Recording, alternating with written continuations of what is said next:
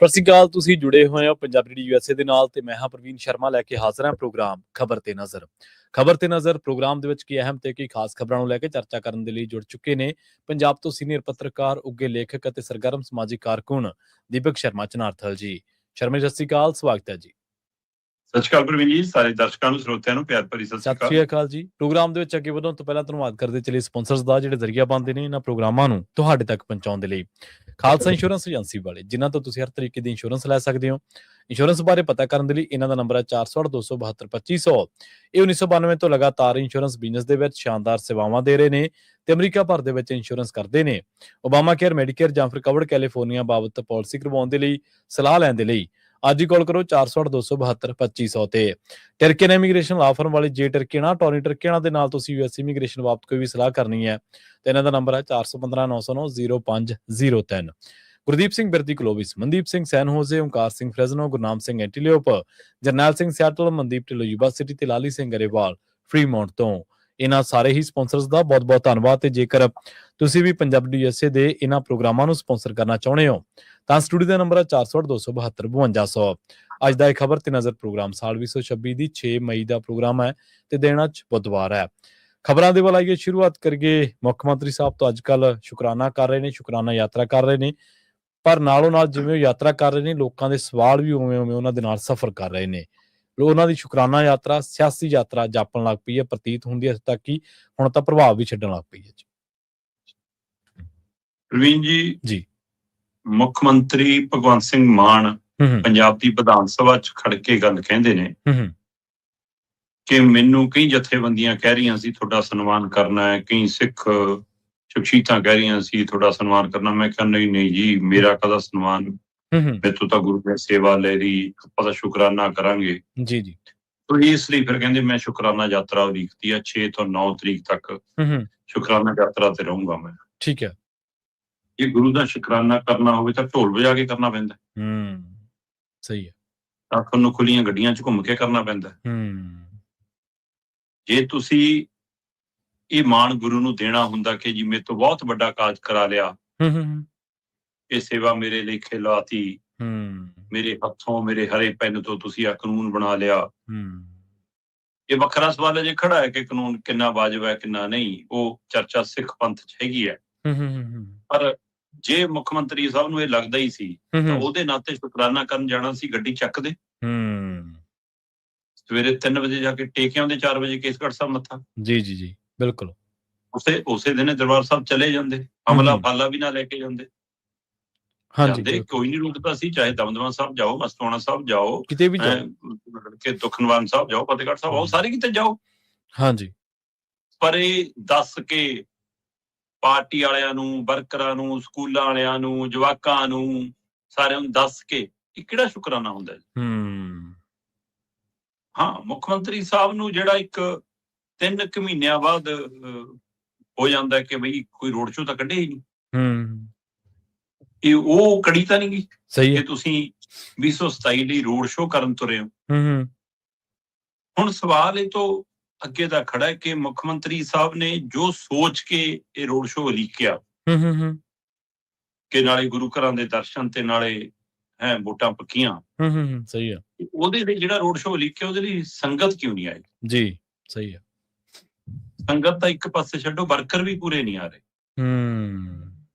ਸ਼੍ਰੀ ਅਨੰਦਪੁਰ ਸਾਹਿਬ, ਕੇਸਗੜ੍ਹ ਸਾਹਿਬ ਦੀ ਘੱਟੀ ਤੋਂ ਉਤਰ ਕੇ ਮੁੱਖ ਮੰਤਰੀ ਸਾਹਿਬ ਦਾ ਕਾਫਲਾ ਖੜਾ ਹੈ, ਮੀਡੀਆ ਦੇ ਮਾਈਕ ਹੈਗੇ ਨੇ, ਡਰੋਨ ਸ਼ਾਟ ਲਿਆ ਜਾਂਦਾ ਹੈ, ਉਹ 'ਚ ਨਾਭੀ ਪੱਗਾਂ ਹੀ ਪੱਗਾਂ ਦਿਖਦੀਆਂ। ਠੀਕ ਹੈ ਜੀ। ਨਾਭੀ ਪੱਗਾਂ ਇਹਨਾਂ ਦੀ ਸਿਕਿਉਰਿਟੀ ਵਾਲਿਆਂ ਦੀਆਂ ਪੱਗਾਂ ਹੁੰਦੀਆਂ। ਬਿਲਕੁਲ, ਲੋਕ ਭੁੱਲੇ ਥੋੜਾ। ਉੱਥੇ ਤੁਹਾਡੇ MP ਸਾਹਿਬ ਹੈਗੇ ਨੇ, ਉੱਥੇ ਤੁਹਾਡੇ MLA ਵੀ, ਉਹ ਜਿਹੜੇ ਮੰਤਰੀ ਨੇ, ਇਹਦੇ ਵਿੱਚ ਕੋਈ ਮਸਲਾ ਨਹੀਂ ਗਾ ਕਿ ਹਾਂ ਤੁਸੀਂ ਨਹੀਂ ਕਰ ਸਕਦੇ। ਇਹਦਾ ਮਤਲਬ ਇਹ ਨਹੀਂਗਾ ਕਿ ਤੁਸੀਂ ਇਹ ਸ਼ੁਕਰਾਨਾ ਯਾਤਰਾ ਤੇ ਨਹੀਂ ਜਾ ਸਕਦੇ। ਤੋਂ ਪਹਿਲਾਂ ਸਿਆਸੀ ਪਾਰਟੀਆਂ ਦੇ ਨੁਮਾਇੰਦਿਆਂ ਨੇ ਕਈ ਤਰ੍ਹਾਂ ਦੀ ਯਾਤਰਾ ਕੱਢੀਆਂ ਨੇ, ਦੇਸ਼ ਪੱਧਰ ਤੇ ਹੋਵੇ ਚਾਹੇ ਸੂਬਾ ਪੱਧਰ ਤੇ ਹੋਵੇ, ਚਾਹੇ ਅਡਵਾਨੀ ਦੀ ਰੱਥ ਯਾਤਰਾ ਹੋਵੇ ਤੇ ਚਾਹੇ ਰਾਹੁਲ ਗਾਂਧੀ ਦੀ ਉਹ ਪੈਦਲ ਮਾਰਚ ਹੋਵੇ, ਹੈ ਨਾ, ਤੇ ਚਾਹੇ ਉਹ ਤੋਂ ਬਾਅਦ ਮਤਲਬ ਕਿ ਪੰਜਾਬ 'ਚ ਸੁਖਬੀਰ ਬਾਦਲ ਦਾ ਰੋਡ ਸ਼ੋਅ ਹੋਵੇ, ਚਾਹੇ ਤੋਂ ਪਹਿਲਾਂ ਕੈਪਟਨ ਨੇ ਕੱਢਿਆ ਹੋਣ, ਤੇ ਚਾਹੇ ਭਗਵੰਤ ਮਾਨ ਨੇ ਕਿੰਨੇ 300 400 ਮੀਟਰ ਵਾਲੇ ਰੋਡ ਸ਼ੋਅ ਹਰ ਸ਼ਹਿਰਾਂ 'ਚ ਕੱਢੇ ਹੋਣ, ਹੈ ਨਾ। ਉਹ ਇਹਨਾਂ ਦਾ ਤਰੀਕਾ ਹੈ ਜੀ। ਉਸੇ ਤਰੀਕੇ ਨੂੰ ਲੈ ਕੇ ਇਸ ਪਹਿਲੂ ਤੇ ਤੁਰੇ। ਮਤਲਬ ਕੀ ਕਿਸੇ ਨੇ ਸਲਾਹ ਦਿੱਤੀ ਕਿ ਕਿਸੇ ਨੇ ਗੱਲ ਮਨ 'ਚ ਪਾ ਦਿੱਤੀ ਕਿ ਭਗਵੰਤ ਮਾਨ ਜੀ ਜੇ ਤੁਸੀਂ ਇਹ ਕਾਨੂੰਨ ਬਣਾਉਣ ਤੋਂ ਬਾਅਦ ਸੜਕ ਤੇ ਉਤਰੋਗੇ ਤਾਂ ਆਪਾਂ ਨੂੰ ਤਾਂ ਸ਼੍ਰੀ ਅਨੰਦਪੁਰ ਸਾਹਿਬ ਤੋਂ ਲੈ ਕੇ ਅੰਮ੍ਰਿਤਸਰ ਤੱਕ ਸੜਕਾਂ ਦੇ ਦੋਏ ਪਾਸੇ ਰੱਸੀਆਂ ਲਾ ਕੇ ਸੰਗਤ ਰੋਕਣੀ ਪੈਣੀ ਹੈ, ਹੜ ਆ ਜਾਊਗਾ ਜੀ ਸੰਗਤ ਦਾ। ਤਾਂ ਲੋਕ ਤਾਂ ਐਂ ਆ ਜਾਣਗੇ ਜੀ ਤੁਹਾਡੇ ਲਈ। ਠੀਕ ਹੈ, ਮਤਲਬ ਅਨੰਦਪੁਰ ਸਾਹਿਬ ਤੋਂ ਤੁਰੇ ਤਾਂ ਕੀਰਤਪੁਰ ਸਾਹਿਬ ਹੈਗੇ ਸੀ, ਕੀਰਤਪੁਰ ਸਾਹਿਬ ਤੋਂ ਤੁਰੇ ਤਾਂ ਕੁਝ ਵਰਕਰ ਤੁਹਾਡੇ ਭਰਤਗੜ੍ਹ ਖੜੇ ਸੀ, ਕੁਝ ਰੋਪੜ ਖੜੇ ਸੀ, ਫਿਰ ਉਹ ਤੋਂ ਅੱਗੇ ਚਲੋ ਜੀ ਬੰਗਾ ਆ ਗਿਆ ਜੀ, ਨਵਾਂ ਸ਼ਹਿਰ ਆ ਗਿਆ ਜੀ, ਐ ਤਾਂ ਖਟਕੜ ਕਲਾਂ ਵੀ ਆ ਗਿਆ ਜੀ, ਤੇ ਲਓ ਜੀ ਅਸੀਂ ਜੀ ਫਗਵਾੜਾ ਹੁੰਦੇ ਹੋਏ ਜੀ ਪਹੁੰਚ ਗਏ ਜਲੰਧਰ। ਤੁਸੀਂ ਡਿਊਟੀਆਂ ਲਾਈਆਂ ਆਪਣੇ ਵਰਕਰਾਂ ਦੀਆਂ, ਐਮਐਲਏਆਂ ਦੀਆਂ, ਚੇਅਰਮੈਨਾਂ ਦੀਆਂ, ਤੇ ਤਾਂ ਵੀ ਆਪ ਮੁਹਾਰੇ ਸੰਗਤ ਨਹੀਂ ਆਈ। ਔਰ ਜਿੰਨੇ ਜੋਗੇ ਐਮਐਲਏ ਹੈਗੇ ਉਹਨੇ ਵੀ ਉਹ ਨਹੀਂ ਲਿਆ ਸਕੇ। ਮਤਲਬ ਤੁਸੀਂ ਅਰੇਂਜਮੈਂਟ ਵੀ ਕੀਤਾ ਤਾਂ ਵੀ ਅਰੇਂਜਮੈਂਟ ਸਿਰੇ ਨਹੀਂ। ਜੀ ਜੀ ਸਹੀ ਹੈ। ਸੋ ਇਹਦਾ ਅਰਥ ਕੀ ਲਾਈਏ, ਕਿਉਂਕਿ ਇਸ ਬੇਅਦਬੀ ਕਾਨੂੰਨ ਨੂੰ ਲੈ ਕੇ 3 ਧਿਰਾਂ 'ਚ ਵੰਡਿਆ ਹੈ। ਸਹੀ ਹੈ। ਇੱਕ ਧਿਰ ਉਹ ਜਿਹੜੀ ਕਹਿੰਦੀ ਵੀ ਕਮਾਲ ਕਰਤੀ ਕਿ ਬਈ ਇਹ ਤਾਂ ਭਗਵੰਤ ਮਾਨ ਹੀ ਕਰ ਸਕਦਾ ਸੀ, ਹੋਰ ਕਿਸੇ ਦੇ ਬਸ ਦਾ ਰੋਗ ਨਹੀਂ, ਅਸਲੀ ਸਿੱਖ ਤਾਂ ਹੁਣ ਸਾਨੂੰ ਹੁਣ ਮਿਲਿਆ। ਸਹੀ ਹੈ। ਉਹਨਾਂ ਦੀ ਕਤਾਰ ਦੇ ਵਿੱਚ ਸਮਾਣਾ ਮੋਰਚਾ ਵੀ ਖੜਾ ਸੀ, ਪਰ ਸਮਾਣਾ ਮੋਰਚਾ ਵਾਲੇ ਅਨੰਦਪੁਰ ਸਾਹਿਬ ਤਾਂ ਦਿਖੇ ਨਹੀਂ ਅਜੇ। ਹੋ ਸਕਦਾ ਹੈ ਅੰਮ੍ਰਿਤਸਰ ਸਾਹਿਬ ਦਿਖ ਜਾਣ, ਜਾਂ ਹੋ ਸਕਦਾ ਹੈ ਕਿ ਉਹਨਾਂ ਨੇ ਤੈਅ ਕੀਤਾ ਹੋਵੇ ਜਦੋਂ ਦੁਖਨਿਵਾਰਨ ਸਾਹਿਬ ਪਟਿਆਲੇ ਆਉਣ ਅਸੀਂ ਉਸ ਦਾਇਰੇ 'ਚ ਆਵਾਂਗੇ, ਹੈ ਨਾ। ਜਾਂ ਹੋ ਸਕਦਾ ਕਿ ਇਹ ਕਿਤੇ ਲੱਗਦਾ ਹੋਵੇ ਕਿ ਜਿਹਦੇ ਐਂ ਚਲੇ ਗਏ ਐਂ ਲੱਗੂਗਾ ਕਿ ਪਤਾ ਨਹੀਂ ਮੋਰਚਾ ਵੀ ਉਹਨਾਂ ਨੇ ਲਵਾਇਆ ਸੀ। ਸੋ ਇਸ ਲਈ ਉਹ ਅਜੇ ਉਹ ਵੀ ਨਹੀਂ ਆਏ। ਪਰ ਜਿਸ ਤਰੀਕੇ ਨਾਲ ਇਹ ਪਹਿਲੂ ਹੈਗਾ ਕਿ ਹਾਂ ਮੁੱਖ ਮੰਤਰੀ ਸਾਹਿਬ ਨੂੰ ਲੱਗਦਾ ਕਿ ਇਹਦੇ ਨਾਲ ਮੇਰਾ ਸੁਨੇਹਾ ਜਾਊਗਾ, ਤਾਂ ਉਹਦੇ ਵਿੱਚੋਂ ਇੱਕ ਧਿਰ ਤਾਂ ਉਹ ਹੋ ਗਈ ਜਿਹੜੀ ਇਹਦੇ ਨਾਲ ਸਹਿਮਤ ਹੈ, ਉਹ ਤਾਂ ਵੀ ਖੁੱਲ ਕੇ ਨਾਲ ਨਹੀਂ ਆਈ। ਦੂਜੀ ਧਿਰ ਉਹ ਜਿਹੜੀ ਖੜੀ ਉਹ ਸੁਖਬੀਰ ਬਾਦਲ ਐਸਜੀਪੀਸੀ ਦੇ ਜਥੇਦਾਰ ਸਾਹਿਬਾਨ ਦੇ ਪਾਲੇ 'ਚ ਹੈ ਜੀ। ਉਹਨਾਂ ਨੂੰ ਕਈਆਂ ਨੂੰ ਠੀਕ ਵੀ ਲੱਗ ਰਿਹਾ ਉਹ ਤਾਂ ਵੀ ਉੱਧਰ ਖੜੇ ਨੇ, ਕਈਆਂ ਨੂੰ ਠੀਕ ਨਹੀਂ ਲੱਗ ਰਿਹਾ ਕਾਨੂੰਨ ਤਾਂ ਵੀ ਉੱਧਰ ਖੜੇ ਨੇ, ਕਿਉਂਕਿ ਉਹ ਤਾਂ ਹੈ ਹੀ ਉੱਧਰ ਨੇ। ਆਪਣੀ ਵਿਚਾਰ ਆਪਣੀ ਰਾਏ ਤਾਂ ਬਣਾਉਣੀ ਨਹੀਂ। ਸਹੀ ਹੈ ਕਿ ਜੇ ਅਸੀਂ ਉਹਦੇ ਨਾਲ ਤਾਂ ਉੱਥੇ ਹੀ ਖੜੇ ਆ। ਤੇ ਇੱਕ ਧਿਰ ਉਹ ਹੈ ਜਿਹੜੀ ਬੇਅਦਬੀਆਂ ਦਾ ਇਨਸਾਫ ਚਾਹੁੰਦੀ ਹੈ, ਰਾਜਨੀਤੀ ਨਹੀਂ। ਜਿਹੜੀ ਧਿਰ ਚਾਹੁੰਦੀ ਹੈ ਕਿ ਜੇ ਆਉਣਾ ਸੀ ਤਾਂ ਉਹ 2015 ਵਾਲੇ ਬਹਿਬਲ ਕਲਾਂ ਬਰਗਾੜੀ ਕਾਂਡ ਵਾਲੇ ਦੋਸ਼ੀਆਂ ਨੂੰ ਸਜ਼ਾਵਾਂ ਦਵਾ ਕੇ ਸ਼ੁਕਰਾਨਾ ਯਾਤਰਾ ਤੇ ਨਿਕਲਦੇ ਤੇ ਸੰਗਤ ਤਲੀਆਂ ਵਿਛਾਉਂਦੀ ਕਿ ਤੁਸੀਂ ਕੁਝ ਕਰਕੇ ਆਏ ਹੋ। ਤੁਸੀਂ ਉਸ ਮਸਲੇ ਕੰਨੀ ਤਾਂ ਦੇਖਣ ਵੀ ਨਹੀਂ ਦੇ ਰਹੇ, ਤੇ ਉਹ ਮਸਲਾ ਪੰਜਾਬ ਚੋਂ ਨਿਕਲ ਕੇ ਚੰਡੀਗੜ੍ਹ ਦੀਆਂ ਅਦਾਲਤਾਂ 'ਚ ਆ ਗਿਆ। ਤੁਸੀਂ ਉੱਥੇ ਵੀ ਨਹੀਂ ਕੁਝ ਕਰ ਸਕੇ। ਕੁਬਰ ਵਿਜੇ ਪ੍ਰਤਾਪ ਜਿਹਨੂੰ ਦਿਖਾ ਕੇ ਸਟੇਜਾਂ ਤੇ ਵੋਟਾਂ ਮੰਗਦੇ ਸੀ ਸਿੱਖਾਂ ਦੀਆਂ ਕਿ ਇਹਦੇ ਵਾਲੇ ਕਾਗਜ਼ਾਂ ਨਹੀਂ ਸਜ਼ਾ ਦਵਾ ਦੇਣੀ, ਉਹਦੇ ਕੰਨੀ ਵੀ ਤੁਸੀਂ ਮੂੰਹ ਨਹੀਂ ਕਰ ਰਹੇ। ਤਾਂ ਫਿਰ ਯਕੀਨ ਕਿਵੇਂ ਕਰੇ ਜੀ ਕੌਮ? ਨਹੀਂ ਕਰ ਸਕਦੀ। ਬਿਲਕੁਲ। ਇਸ ਦੋਫਾੜ ਦੇ ਵਿੱਚੋਂ ਹੀ ਇਹਨਾਂ ਨੂੰ ਇਹ ਯਾਤਰਾ ਆਪਣੀ ਸਿਆਸੀ ਲੱਗਦੀ ਹੈ ਕਿ ਜਿੰਨੀਆਂ ਵੋਟਾਂ ਵੀ ਆ ਜਾਣ ਉਹੀ ਪੱਕੀਆਂ, ਕਿਉਂਕਿ ਇਹਨਾਂ ਨੂੰ ਵੀ ਲੱਗਦਾ ਕਿ ਕਿਸਾਨੀ ਜੇ ਬੀਜੇਪੀ ਨੂੰ ਨਹੀਂ ਜਾਣੀ ਤਾਂ ਸਾਨੂੰ ਵੀ ਨਹੀਂ ਪੈਣੀ। ਸਹੀ ਹੈ। ਪਰ ਪੰਜਾਬ ਦੇ ਵਿੱਚ ਜੇ ਮੁੱਦਿਆਂ ਦੀ ਰਾਜਨੀਤੀ ਕਰਾਂਗੇ ਤਾਂ ਘਿਰਾਂਗੇ, ਭਾਵਨਾਵਾਂ ਦੀ ਰਾਜਨੀਤੀ ਕਰਾਂਗੇ ਤਾਂ ਕੁਝ ਸ਼ਾਇਦ ਤਰ ਜਾਵਾਂਗੇ। ਭਾਵਨਾਵਾਂ ਦੇ ਸਾਰੇ ਤਰਨ ਦੀ ਯਾਤਰਾ ਹੈ। ਬਿਲਕੁਲ। ਅੱਗੇ ਵੀ ਸ਼ਰਮਾ ਜੀ ਤੁਹਾਨੂੰ ਯਾਦ ਹੋਣਾ ਆਪਾਂ ਇੱਕ ਫੋਟੋ ਦੇ ਉੱਤੇ ਚਰਚਾ ਕੀਤੀ ਸੀ, ਜਿਹੜੇ ਮੁੱਖ ਮੰਤਰੀ ਸਾਹਿਬ ਪ੍ਰਭਾਵਿਤ ਇਹ ਸਿਰਜ ਰਹੇ ਸੀ ਵੀ ਮੈਂ ਪਬਲਿਕ 'ਚ ਬੈਠਾ, ਪਰ ਅਸਲ ਦੇ ਵਿੱਚ ਉਸ ਫੋਟੋ ਦੇ ਵਿੱਚ ਪਬਲਿਕ ਦੇ ਨਾਲੋਂ ਲਾਲ ਪੱਗਾਂ ਵਾਲੇ ਜ਼ਿਆਦਾ ਬੈਠੇ ਸੀਗੇ। ਬਿਲਕੁਲ। ਜਦੋਂ ਟੂਰਨਾਮੈਂਟ 'ਚ ਪੁਲਿਸ ਵਾਲੇ ਕਹਿੰਦੇ ਇੱਥੇ ਮੈਂ ਤਾਂ ਇੱਥੇ ਬੈਠੂ, ਮੈਂ ਇੱਥੇ। ਹਾਂਜੀ। ਬਿਲਕੁਲ ਜੀ। ਅਗਲੀ ਗੱਲ ਕਰੀਏ ਭਾਜਪਾ ਦੀ। ਕਹਿੰਦੇ ਭਾਜਪਾ ਹੁਣ ਪੰਜਾਬ ਦੇ ਵਿੱਚ ਧਮਾਕੇ ਵੀ ਕਰਾਉਣ ਲੱਗ ਪਈ ਸ਼ਰਮਾ ਜੀ। ਦੇਖੋ, ਭਾਰਤੀ ਜਨਤਾ ਪਾਰਟੀ ਬਾਰੇ ਇੱਕ ਗੱਲ ਬਹੁਤ ਪ੍ਰਚਲਿਤ ਹੈ ਕਿ ਜੀ ਉਹ ਸਿਆਸੀ ਮੈਚ ਜਿੱਤਣ ਲਈ ਕਿਸੇ ਹੱਦ ਤੱਕ ਵੀ ਜਾ ਸਕਦੀ ਹੈ। ਸਹੀ ਹੈ। ਬਿਲਕੁਲ, ਕੋਈ ਸ਼ੱਕ ਨਹੀਂ। ਉਹਦੇ ਵਿੱਚੋਂ ਮਤਲਬ ਕਿਸ ਹੱਦ ਤੱਕ ਉਹਦੇ ਲਈ ਉਹ SIR ਕਰਾ ਸਕਦੀ ਹੈ, ਉਹਦੇ ਲਈ ਉਹ ਵੋਟ ਕਟਾਈ ਕਰਾ ਸਕਦੀ ਹੈ। ਸਹੀ ਹੈ। ਉਹਦੇ ਲਈ ਉਹ ਚੋਣ ਕਮਿਸ਼ਨ ਨੂੰ ਪਾਰਟੀ ਦਾ ਮੈਂਬਰ ਬਣਾ ਕੇ ਪੇਸ਼ ਕਰ ਸਕਦੀ ਹੈ ਕਿ ਤੇਰੇ ਤੇ ਕੋਈ ਕਾਰਵਾਈ ਨਹੀਂ ਹੋਣ ਦਿੰਦੇ, ਤੂੰ ਸਾਡੇ ਹਿਸਾਬ ਨਾਲ ਚੱਲ, ਤੂੰ ਰਿਟਾਇਰ ਵੀ ਹੋ ਜਾਏਗਾ ਤਾਂ ਵੀ ਅਸੀਂ ਕਾਨੂੰਨ ਬਦਲ ਦਿੰਦੇ ਹਾਂ, ਤੇ ਚੋਣ ਦੇ ਵਿੱਚ ਅਸੀਂ ਚੀਫ ਜਸਟਿਸ ਸਾਹਿਬ ਨੂੰ ਬਾਹਰ ਕਰ ਦਿੰਦੇ, ਅਸੀਂ ਆਪੇ ਚੁਣ ਲਿਆ ਕਰਾਂਗੇ। ਸਹੀ ਹੈ। ਇਸ ਲਈ ਚੋਣ ਕਮਿਸ਼ਨ ਨੂੰ ਵੀ ਵਰਤ ਸਕਦੀ ਹੈ, ਉਹ ED CBI ਦੀ ਵਰਤੋਂ ਕਰ ਸਕਦੀ ਹੈ, ਉਹ ਸੰਘ ਨੂੰ ਝੋਂਕ ਸਕਦੀ ਹੈ, ਉਹ ਧਾਰਮਿਕ ਪੱਤਾ ਖੇਡ ਸਕਦੀ ਹੈ, ਉਹ ਹਿੰਦੂ ਮੁਸਲਮਾਨ ਕਰਾ ਸਕਦੀ ਹੈ, ਉਹ ਜਾਤ ਪਾਤ ਵਾਲੇ ਪੱਧਰ ਤੇ ਆ ਸਕਦੀ ਹੈ। ਉਹੀ ਸਾਰਾ ਤਰੀਕਾ। ਪਰ ਕੀ ਰਾਜਨੀਤੀ ਦੀ ਗਿਰਾਵਟ ਇੰਨੀ ਵੀ ਹੋ ਸਕਦੀ ਹੈ ਕਿ ਕੋਈ ਪਾਰਟੀ ਕਿਸੇ ਸੂਬੇ ਚੋਣਾਂ ਜਿੱਤਣ ਲਈ ਆਪ ਹੀ ਦੰਗੇ ਕਰਾ ਦੇਵੇ, ਆਪੇ ਫਸਾਦ ਕਰਾ ਦੇਵੇ, ਆਪੇ ਧਮਾਕੇ ਕਰਾ ਦੇਵੇ? ਸਹੀ ਹੈ। ਆਮ ਵਿਅਕਤੀ ਦੇ ਮਨਾਂ ਨੂੰ ਜੇ ਇਹ ਗੱਲ ਲੱਗਦੀ ਹੈ ਜੀ ਕਿ ਜੀ ਬੀਜੇਪੀ ਇੰਜ ਕਰਾ ਸਕਦੀ ਹੈ ਜੀ, ਉਹ ਗੁਜਰਾਤ ਦੰਗੇ ਦਿਖਦੇ ਆ ਜੀ, ਉਹ ਦਿੱਲੀ ਦੰਗੇ ਦਿਖਦੇ ਆ ਜੀ, ਜਿਹੜੇ ਆ ਪਿਛਲੇ ਦਿਨਾਂ ਚ ਹੋਏ ਸੀ ਦੁਆਰਾ, ਹਾਂਜੀ ਹੈ ਨਾ, ਜਾਂ ਯੂਨੀਵਰਸਿਟੀਆਂ ਵਾਲੇ ਮਾਮਲੇ ਦਿਖਦੇ ਆ ਜੀ, ਹੁਣ ਮਨੀਪੁਰ ਕਾਂਡ ਦਿਖਦਾ ਜੀ, ਉਧਰ ਮੂੰਹ ਨਾ ਕਰੋ ਜੀ, ਮਤਲਬ ਬਹੁਤ ਕੁਛ ਹੈ। ਇਹ ਸਾਰੇ ਮਸਲੇ ਆਮ ਸਧਾਰਨ ਤੁਸੀਂ ਅਸੀਂ ਤਾਂ ਚਰਚਾ ਕਰੀਏ ਕਿ ਵੀ ਇਹਦੇ ਵਿੱਚ ਉਹ ਤਾਂ ਨਹੀਂ, ਆਹ ਤਾਂ ਨਹੀਂ। ਇੱਕ ਸੂਬੇ ਦਾ ਮੁੱਖ ਮੰਤਰੀ, ਜਿਹੜਾ ਸੂਬੇ ਦਾ ਮੁਖੀ ਹੈ ਜੀ, ਜਿਹੜਾ ਪੰਜਾਬ ਦੀ ਅਗਵਾਈ ਕਰ ਰਿਹਾ ਹੈ, ਉਸ ਨੇ ਹਰ ਗੱਲ ਸੋਚ ਕੇ ਬੋਲਣੀ ਹੁੰਦੀ ਹੈ ਕਿ ਉਹਦੇ ਅਰਥ ਨੇ। ਪੰਜਾਬ 'ਚ ਇੱਕ ਨਹੀਂ, ਦੋ ਨਹੀਂ, ਇੱਕ ਹਫ਼ਤੇ 'ਚ 3 ਧਮਾਕੇ ਹੋਏ ਨੇ। ਸਹੀ ਹੈ। ਚਾਹੇ ਉਹ ਜਲੰਧਰ 'ਚ BSF ਦੇ ਉੱਥੇ, ਤੇ ਚਾਹੇ ਅੰਮ੍ਰਿਤਸਰ ਦੇ ਵਿੱਚ, ਹੈ ਨਾ, ਮਤਲਬ ਉਹ ਫੌਜ ਦੇ ਉਹਦੇ ਹੈੱਡਕੁਆਟਰ ਦੇ ਬਾਹਰ ਉੱਥੇ।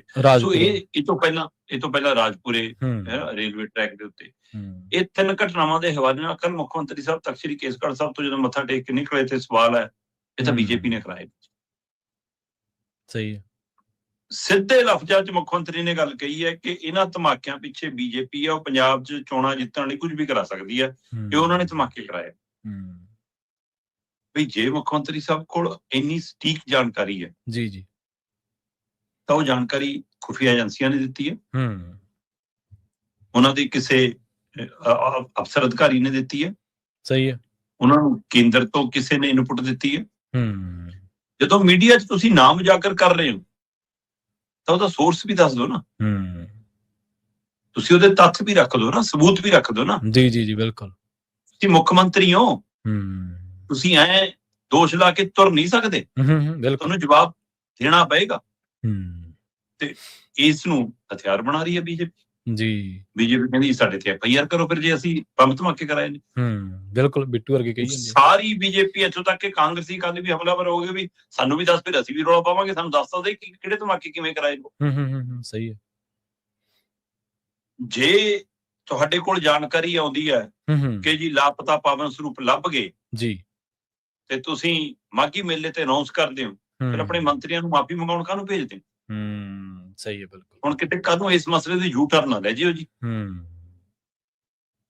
ਹਾਂ, ਦੂਸਰੇ ਪਾਸੇ ਜੀ, ਤੁਸੀਂ ਪੰਜਾਬ ਦੇ ਮੁਖੀ ਵੀ ਹੋ, ਤੁਸੀਂ ਗ੍ਰਹਿ ਮੰਤਰੀ ਵੀ ਹੋ, ਤੇ ਤੁਹਾਡੇ ਅਧਿਕਾਰ ਖੇਤਰ 'ਚ ਪੁਲਿਸ ਤੰਤਰ ਸਾਰਾ ਕੁਝ ਆਉਂਦਾ ਹੈ। ਤੁਸੀਂ ਜੇ ਇਹੀ ਸਵਾਲ ਇੰਜ ਕਰਦੇ ਕਿ ਵੀ ਹਥਿਆਰ, ਨਸ਼ਾ, ਚਿੱਟਾ, ਗੋਲੀ ਸਿੱਕਾ, ਬੰਬ ਧਮਾਕੇ, ਸਾਰਾ ਕੁਝ ਸਰਹੱਦ ਪਾਰ ਤੋਂ ਹੁੰਦੇ ਨੇ ਤੇ ਸਰਹੱਦ ਦੀ ਰੱਖਿਆ ਦੀ ਜ਼ਿੰਮੇਵਾਰੀ ਕੇਂਦਰ ਦੀ ਹੈ, ਇਸ ਲਈ ਇਹਦੇ ਲਈ ਜ਼ਿੰਮੇਵਾਰ ਕੇਂਦਰ ਹੈ, ਫਿਰ ਤਾਂ ਸਮਝ ਆਉਂਦੀ। ਜੀ। ਪਰ ਜੇ ਧਮਾਕੇ ਉਹਨਾਂ ਨੇ ਕਰਾਏ ਨੇ ਤਾਂ ਫਿਰ ਜਨਾਬ ਗੱਲ ਸਹੀ ਹੈ, ਚਾਹੇ ਜੋ ਮਰਜ਼ੀ ਹੋਵੇ ਰਾਜਨੀਤਿਕ ਧਿਰਾਂ ਦੀ, ਕਿ FIR ਕਰਾਓ ਜਨਾਬ, ਕਿ ISI ਨਾਲ ਤਾਂ ਬੀਜੇਪੀ ਮਿਲ ਗਈ। ਫਿਰ ਤੁਹਾਡਾ ਕਹਿਣ ਦਾ ਭਾਵ ਤਾਂ ਇਹੀ ਹੈ, ਕਿਉਂਕਿ ਤੁਹਾਡੇ DGP ਸਾਹਿਬ ਕਹਿ ਰਹੇ ਨੇ ਧਮਾਕੇ ISI ਨੇ ਕਰਾਏ ਨੇ, ਤੁਸੀਂ ਕਹਿ ਰਹੇ ਹੋ ਧਮਾਕੇ ਬੀਜੇਪੀ ਨੇ ਕਰਾਏ ਨੇ। ਮਤਲਬ ਜੇ ਦੋਵਾਂ ਨੇ ਮਿਲ ਕੇ ਕਰਾਏ ਨੇ, ਦੋਵਾਂ ਦਾ ਗੱਠਜੋੜਾ ਫਿਰ ਤਾਂ। ਜੇ ISI ਨਾਲ ਬੀਜੇਪੀ ਮਿਲੀ ਹੋਈ ਹੈ, ਫਿਰ ਕਾਰਵਾਈ ਕਰਾਓ। ਸਹੀ ਹੈ, ਬਿਲਕੁਲ। ਜਾਂ ਉਹਨਾਂ ਦੀ ਘੇਰਾਬੰਦੀ ਕਰੋ ਵੀ ਕਿ ਸਰਹੱਦਾਂ ਦੇ ਤੌਰ ਤੇ ਕਿਉਂ ਨਹੀਂ ਰੱਖਿਆ ਹੁੰਦੀ, ਕਿਵੇਂ ਆ ਰਿਹਾ। ਸੋ ਇਸ ਲਈ DGP ਸਾਹਿਬ ਦੇ ਬੋਲ ਹੋਰ ਨੇ। ਹੁਣ DGP ਸਾਹਿਬ ਕੀ ਉਹ ਬੀਜੇਪੀ ਵਾਲੇ ਪਾਸਿਓਂ ਬੋਲ ਰਹੇ ਨੇ ਜਾਂ ਤੁਸੀਂ ਪਾਕਿਸਤਾਨ ਵਾਲੇ ਪਾਸਿਓਂ ਬੋਲ ਰਹੇ ਹੋ? ਜੀ, ਬਿਲਕੁਲ। ਵੱਡੇ ਸਵਾਲ ਖੜੇ ਹੋ। ਹੁਣ ਇਹ ਸਭ ਦੇ ਦਰਮਿਆਨ ਅਹਿਮ ਪਹਿਲੂ ਇਹ ਹੈ ਕਿ ਪੰਜਾਬ ਦੇ ਮੁੱਖ ਮੰਤਰੀ ਸਾਹਿਬ ਜੋ ਕਹਿੰਦੇ ਨੇ, ਉਹਦੇ ਨਾਲ ਉਹਨਾਂ ਦੀ ਅਫਸਰਸ਼ਾਹੀ ਵੀ ਕਿਉਂ ਸਹਿਮਤ ਨਹੀਂ। ਤੁਸੀਂ ਉਹਨਾਂ ਨਾਲ ਰਾਏ ਨਹੀਂ ਕਰਦੇ ਕਿ ਉਹ ਤੁਹਾਡੇ ਨਾਲ ਰਾਏ ਨਹੀਂ ਕਰਦੇ। ਜੀ, ਬਿਲਕੁਲ। ਮਤਲਬ ਜੇ ਤੁਹਾਡੇ ਦੋਵਾਂ ਦੀ ਸੁੰਘਣ ਸ਼ਕਤੀ ਇੰਨੀ ਤਕੜੀ ਆ ਕਿ ਵੀ ਧਮਾਕਾ ਹੁੰਦਿਆਂ ਹੀ DGP ਨੂੰ ਪਤਾ ਲੱਗ ਗਿਆ ਇਹ ISI ਨੇ ਕਰਾਇਆ ਬਿਨਾਂ ਜਾਂਚ ਤੋਂ, ਤੇ ਤੁਹਾਨੂੰ ਜਦ ਪਤਾ ਲੱਗ ਗਿਆ BJP ਨੇ ਕਰਾਇਆ, ਫਿਰ ਇਹ ਮੜੀ ਜਿਹੀ ਸੁੰਘਣ ਸ਼ਕਤੀ ਹੋਰ ਵਧਾ ਲਓ ਕਿ ਧਮਾਕਾ ਹੋਣ ਤੋਂ ਪਹਿਲਾਂ ਕਿਉਂ ਨਹੀਂ ਪਤਾ ਲੱਗਦਾ। ਜਿਹੜੀ ਜਾਣਕਾਰੀ ਤੁਰੰਤ ਧਮਾਕੇ ਤੋਂ ਬਾਅਦ ਆਈ ਜੀ, ਸਹੀ ਹੈ, ਕਿ ਇਹਨੇ ਕਰਾਈ, ਉਹ ਪਹਿਲਾਂ ਕਿਉਂ ਨਹੀਂ ਸੀ ਕਿ ਕਰਾ ਸਕਦੇ, ਰੋਕ ਲੈਂਦੇ ਫਿਰ। ਸੋ ਇਹ ਨਿਰੋਲ ਰਾਜਨੀਤਿਕ ਬਿਆਨਬਾਜ਼ੀ ਹੈ ਜੀ, ਔਰ ਇਸ ਬਿਆਨਬਾਜ਼ੀ ਦੇ ਵਿੱਚ ਇੰਜ ਲੱਗਦਾ ਹੈ ਕਿ ਬੀਜੇਪੀ ਨੂੰ ਕਟਹਿਰੇ 'ਚ ਖੜਾ ਕਰਨ ਦੀ ਬਜਾਏ ਚਰਚਾ 'ਚ ਖੜਾ ਕੀਤਾ ਜਾ ਰਿਹਾ। ਯਾਦ ਹੋਣਾ ਸਰੋਤਿਆਂ ਨੂੰ ਕਿ ਜਦੋਂ ਮੁੱਖ ਮੰਤਰੀ ਸਾਹਿਬ ਨੇ ਰੌਲਾ ਪਾਉਣਾ ਸ਼ੁਰੂ ਕੀਤਾ ਕਿ ਬੀਜੇਪੀ ਪਿੰਡਾਂ 'ਚ ਆ ਗਈ ਜੀ, ਕੇਂਦਰੀ ਯੋਜਨਾਵਾਂ ਲਿਆਈ ਜੀ, ਇਹ ਕੈਂਪ ਲਾ ਰਹੀ ਹੈ ਜੀ, ਇਹ ਐ ਕਰ ਰਹੀ ਹੈ ਜੀ, ਆਹ ਲਾਭ ਦੇਣ ਨੂੰ ਫਿਰਦੀ ਹੈ ਜੀ SC-BC ਭਾਈਚਾਰੇ। ਆਪਾਂ ਉਸ ਦਿਨ ਵੀ ਗੱਲ ਕਰ ਰਹੇ ਸੀ ਕਿ ਤੁਸੀਂ ਉਹਨਾਂ ਦੀ ਘੇਰਾਬੰਦੀ ਕਰ ਰਹੇ ਹੋ, ਕਿ ਲੋਕਾਂ ਨੂੰ ਦੱਸ ਰਹੇ ਹੋ ਕਿ ਇਹਨਾਂ ਕੋਲ ਜਾਓ, ਤੁਹਾਨੂੰ ਆਹ ਦੇ ਦੇਣਗੇ, ਆਹ ਦੇ ਦੇਣਗੇ, ਆਹ ਦੇ ਸਕਦੇ ਆ, ਕਰ ਸਕਦੇ। ਤੁਸੀਂ ਉਹਨਾਂ ਲਈ ਰਾਹ ਤਿਆਰ ਕਰ ਰਹੇ ਹੋ। ਅੱਜ ਵੀ ਬੇਸ਼ੱਕ ਇਹ ਦੋਏ ਆਮੋ ਸਾਹਮਣੇ ਖੜੇ ਦਿਖਦੇ ਨੇ ਕਿ ਆਮ ਆਦਮੀ ਪਾਰਟੀ ਤੇ ਬੀਜੇਪੀ ਆਮੋ ਸਾਹਮਣੇ ਹੋ ਗਏ, ਇਹ ਇਹਨਾਂ ਦੇ ਬੰਦੇ ਪੱਟ ਲਏ ਜੀ ਉਹਨਾਂ ਨੇ, ਇਹ ਰਾਜਨੀਤੀ ਤੌਰ ਦੇ ਉੱਤੇ ਆਮੋ ਸਾਹਮਣੇ ਦਿਖਦੇ ਨੇ, ਪਰ ਇੱਕ ਦੂਏ ਨੂੰ ਹਮੇਸ਼ਾ ਸਹਾਈ ਹੁੰਦੇ ਨੇ। ਚਾਹੇ ਗੁਜਰਾਤ ਹੋਵੇ, ਚਾਹੇ ਰਾਜਸਥਾਨ ਹੋਵੇ, ਚਾਹੇ ਯੂਪੀ ਹੋਵੇ, ਚਾਹੇ ਕਿਤੇ ਹੋਵੇ, ਇੱਕ ਦੂਏ ਲਈ ਸਹਾਈ ਬਣ ਕੇ ਖੜਦੇ ਨੇ। ਤੇ ਫਿਰ ਇਹ ਸਾਰਾ ਘਟਨਾਕ੍ਰਮ ਕਿ ਇਹ ਤਾਂ ਨਹੀਂਗਾ ਕਿ 2027 ਦੇ ਵਿੱਚ ਦੋ ਹੀ ਧਿਰਾਂ ਦੇਖਣ, ਬੀਜੇਪੀ ਤੇ ਆਮ ਆਦਮੀ ਪਾਰਟੀ, ਉਹਦਾ ਨੈਰੇਟਿਵ ਤਾਂ ਨਹੀਂ ਸਿਰਜਿਆ ਜਾ ਰਿਹਾ ਕਿ ਬਾਕੀ ਸਾਰੀਆਂ ਧਿਰਾਂ ਨੂੰ ਅਸੀਂ ਉਹ ਮੰਨਪੀ ਕਰਦੀ, ਇੱਕ ਦੂਏ ਨੂੰ ਇੰਨਾ ਭੰਡੀਏ, ਇੰਨਾ ਇੱਕ ਦੂਏ ਦੇ ਉੱਤੇ ਬਿਆਨਬਾਜ਼ੀ ਕਰੀਏ, ਇੰਨਾ ਇੱਕ ਦੂਏ ਤੇ ਦੋਸ਼ ਲਾਈਏ, ਇੰਨਾ ਚਿੱਕੜ ਸਿੱਟੀਏ ਕਿ ਦੋ ਹੀ ਪਾਰਟੀਆਂ ਦੀ ਪੰਜਾਬ ਚਰਚਾ ਹੋਵੇ। ਕਿਉਂਕਿ ਰਾਜਨੀਤੀ ਤਾਂ ਹੈ ਹੀ ਬਦਨਾਮੀ ਦਾ ਘਰ ਅੱਜ ਦੀ ਤਰੀਕ ਚ। ਜੀ ਬਿਲਕੁਲ, ਬਦਨਾਮ ਹੋ ਕੇ ਹੀ ਰਾਜਨੀਤੀ ਹੁੰਦੀ ਹੈ ਨਾ। ਸੋ ਇਸ ਲਈ ਇਹ ਉਧਰ ਨੂੰ ਵੀ ਤਾਂ ਨਹੀਂ ਧੱਕਿਆ ਜਾ ਰਿਹਾ ਜਾਣਬੁੱਝ ਕੇ ਕਿ ਬੀਜੇਪੀ ਬਨਾਮ ਆਮ ਆਦਮੀ ਪਾਰਟੀ ਦੀ ਚੋਣ ਪ੍ਰਕਿਰਿਆ ਬਣਾਈ ਜਾਵੇ, ਉਹਦੇ ਵਿੱਚੋਂ ਤਾਂ ਨਹੀਂ ਇਹ ਬਿਆਨ, ਇਹ ਵੀ ਜਾਂਚ ਦਾ ਵਿਸ਼ਾ ਹੈ। ਨਾਲੇ ਜਿਹੜੀਆਂ ਸਮਰੱਥ ਅਥਾਰਟੀਆਂ ਹੁੰਦੀਆਂ ਪਰਦੇਫਾਸ਼ ਕਰਦੀਆਂ ਹੁੰਦੀਆਂ, ਇਲਜ਼ਾਮ ਥੋੜ੍ਹਾ ਲਾਉਂਦੀਆਂ ਹੁੰਦੀਆਂ। ਸ਼ਰਮਾ ਜੀ, ਮੁੱਖ ਮੰਤਰੀ ਤਾਂ ਸਮਰੱਥ ਅਥਾਰਟੀ ਹੈ ਨਾ, ਉਹ ਕੋਈ ਮੈਂਬਰ ਪੰਚਾਇਤ ਤਾਂ ਹੈ ਨਹੀਂ ਗੇ, ਉਹਨਾਂ ਦੀ ਕੋਈ ਵਾਹ ਨਹੀਂ ਚੱਲਦੀ, ਕੋਈ ਸੁਣਦਾ ਨਹੀਂ, ਸਰਪੰਚ ਨਹੀਂ ਸੁਣਦਾ ਜਾਂ BDP ਨਹੀਂ ਸੁਣਦਾ, ਉਹ ਤਾਂ ਮੁੱਖ ਮੰਤਰੀ ਨੇ। ਉਹਨਾਂ ਨੂੰ ਇਸ ਤਰ੍ਹਾਂ ਆਪਦੇ ਆਪ ਨੂੰ ਟਰੀਟ ਕਿਉਂ ਕਰ ਰਹੇ ਨੇ? ਦੂਜੀ ਗੱਲ ਇਹ ਆ ਵੀ ਇਹ ਜਿਹੜਾ ਜਦੋਂ ਭਿੜਨ ਦੀ ਗੱਲ ਹੁੰਦੀ ਹੈ ਨਾ, ਤਾਂ ਭਿੜਦੇ ਮਮਤਾ ਬੈਨਰਜੀ ਵਰਗੇ ਨੇ, ਸਟਾਲਿਨ ਵਰਗੇ ਨੇ, ਉਹ ਦਿਖਦੇ ਨੇ ਕਿ ਉਹ ਭਿੜ ਰਹੇ ਨੇ। ਠੀਕ ਹੈ, ਲੱਖ ਖਾਮੀਆਂ ਉਹਨਾਂ ਦੀ ਸਰਕਾਰ ਦੇ ਵਿੱਚ ਆਉਣਗੀਆਂ, ਪਰ ਰਾਹ ਬਣਾਉਣ ਵਾਲਿਆਂ ਦੇ ਵਿੱਚ ਨੈਰੇਟਿਵ ਦੇ ਨਾਲ ਸਹਾਈ ਹੋਣ ਵਾਲਿਆਂ ਚ ਤਲੀਏ। ਤੇ ਕਿਉਂ ਨਾ ਬੰਗਾਲ ਦੀ ਚਰਚਾ ਕਰ ਲਈਏ। ਸਰਕਾਰ ਬਣਦੇ ਕਹਿੰਦੇ ਬੰਗਾਲ ਦੇ ਵਿੱਚ ਬਲਡੋਜ਼ਰ ਆ ਗਿਆ, ਹਿੰਸਾ ਇੰਨੀ ਕੁ ਭੜਕੀ ਹੈ ਕਿ 3-4 ਬੰਦੇ ਮਰ ਗਏ ਜੀ ਉੱਥੇ।